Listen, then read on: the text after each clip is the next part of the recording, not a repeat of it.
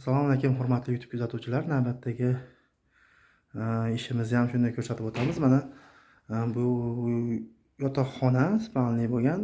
Yotoqxonani ichiga dushovoy qildik. Ko'rib turganlaridek, bu yerda eski mebeli turibdi. Buni keyinchalik zakaz qilib qo'ydi. Bu yerda mana qilgan ko'ribimiz bilan bir xilda qilib mebel yasatmoqchi, bular shkaf qildirib olmoqchi. Bu yerga esa mana 1.20 ga 1 metr bo'lib kichkinagina oddiy dushovoy qilindi. Eshiklari 70 ga 1.90 bo'lib turibdi. Bu yerda gulchati svetini yoqiladi, bu yerdan yoqiladi. Ichkarini ko'rsatib o'tsak, ichkariga 90 ga 90 dushovoy patton qo'yildi. Kafellari ham 60 santimetrli. U uyda eski kafellar bor degan, shulardan bosib bering dedi. Shularni atrofiga shunday qilib bosib berdik. Bu yerga dushovoy semestr qo'yilgan. So'ng shampun qo'yish uchun polga qo'yildi. Bu yerga esa vishilka, bitta kichkinagina lampa qo'yildi.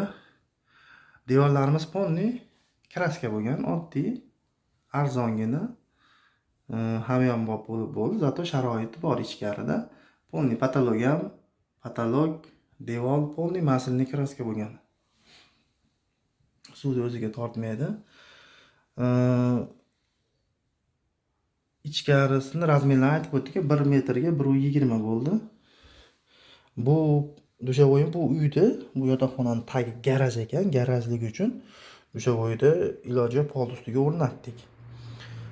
Misol garaj bo'lmasdan pol bo'lganda polini sug'urib turib, bu yerga atrofiga kafel bosib, chiroyli qilib dushovoyni pastga tushirib qilsak bo'lardi, lekin garajlik uchun bunday qila olmadik. Bu suvlar pastda o'tda aytgan garajimda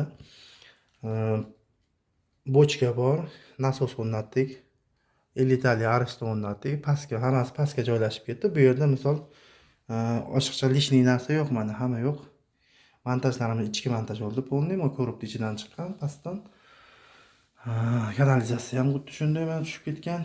Hammasi oddiy, hamyonbop, chiroyli bo'ldi. Mana ko'rib turganlar, oddiy spalniyda bitta dushovoy yosh oilalar uchun oddiy spalnikka dushovoy qilindi. Hamma yo'q arzon variantda bo'ldi, lekin sharoitda hamma sharoitlar bo'ldi. Mana issiq suv, sovuq suv xohlagan paytida kirib foydalanaveradi. Kimga shunday xizmatlar bo'lsa, respublika bo'ylab xizmatlarimiz bor.